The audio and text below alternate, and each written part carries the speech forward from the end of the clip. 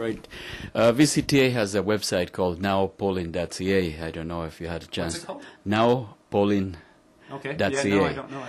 And one of the questions there is, it's made for people to go and vote for their choice of several questions, social issues, federally, provincially, and municipally. Okay. And on the municipal side, one of the questions is precisely the management of police. And I understand that most of the board of directors are appointed by the province. If you go to that question, would you advocate that that be changed to, say, elected police board? Sure. Our long-held organizational position is that we should have an elected police board. We've moved away from that a little bit, just that it's been a lower priority for us in comparison to how investigations of police misconduct are done.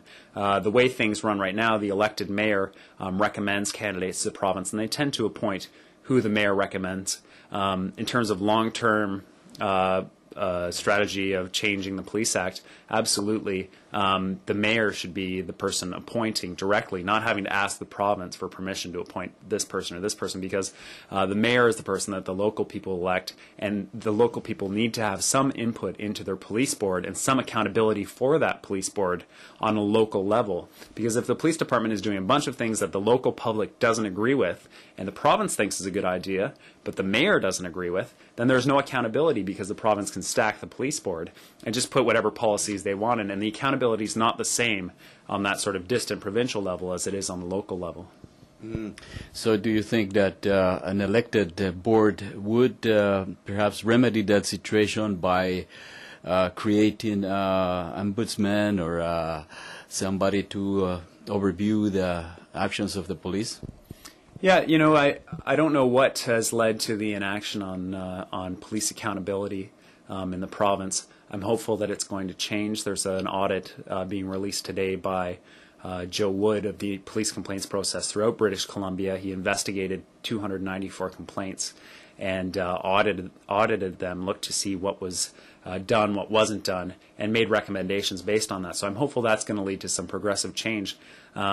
And that's kind of a broad systemic thing that needs to be dealt with on the provincial level. On the local level, you know, with the elected police board, some people have flagged to us that in the States, slates of tough on crime police board members have been elected by the general public, by the majority of the public, who may not be sympathetic to issues like addiction and mental health and those kinds of things that we face in the downtown east side. So we're cautious about an elected police board. We think it definitely needs some study to make sure that we're not going to be putting a system in place that would essentially result in a huge police crackdown on the downtown east side and police-based solutions to what are really solutions to poverty issues. I hear you saying that it's better to have some appointed bureaucrats than elected, because people might not know who they are elected. Yeah, well, the bureaucrats would be appointed by the mayor, and the mayor would be fully accountable for whoever they appoint, and it would be the mayor's policy.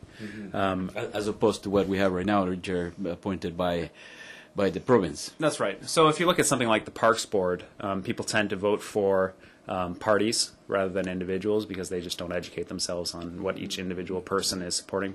And it may well be that the same thing would happen with the police board, and there would be no net change.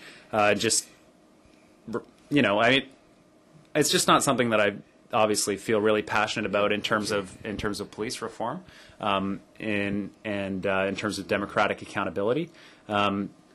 There is some opportunity, I think, for increased accountability on the police board, and whether that's an elected board or more opportunities for the elected mayor to make those appointments.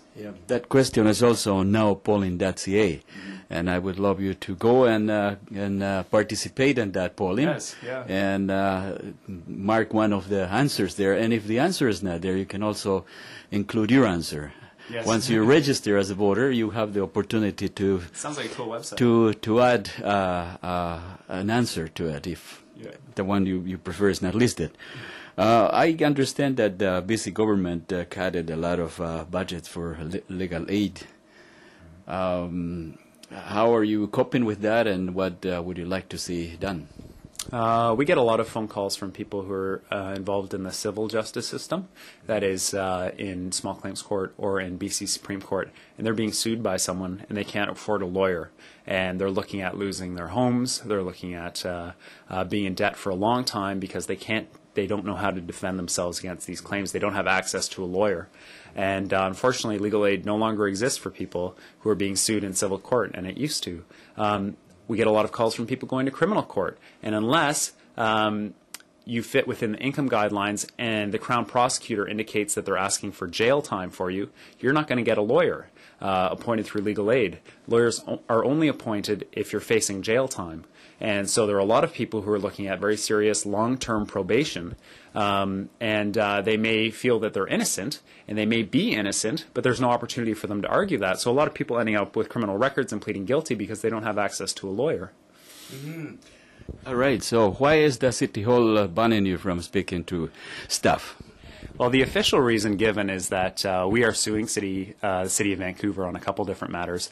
There are police-involved incidents in small claims court, and the city's line is that as long as we're suing them, we're not allowed to talk to city staff. It would be inappropriate for us to do this.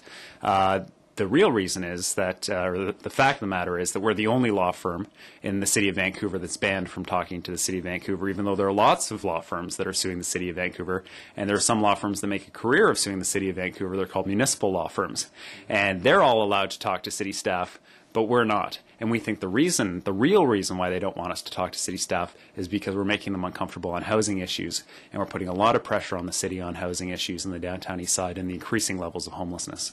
All right. When we talk to Kingcup Cree or Peter Ladner in the near future, we'll probably ask him that question. Would like to ask Peter Ladner, who will be interviewing tomorrow. Yes.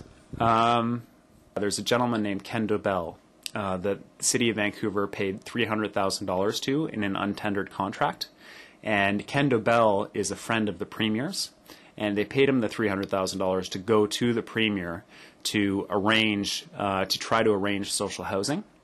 And I think you should ask him about that. I think you should ask him about what kind of progress Ken Dobell is making with the Premier and what's happening with that. And you should also ask him whether it's appropriate for City Council to be arranging social housing by hiring friends of the Premier to talk to the Premier on their behalf. I think those would be some interesting questions to ask Mr. Ladner. They might say it's a good cause. Yes. All right. Well, David, thank you very much. Okay, well, thank you.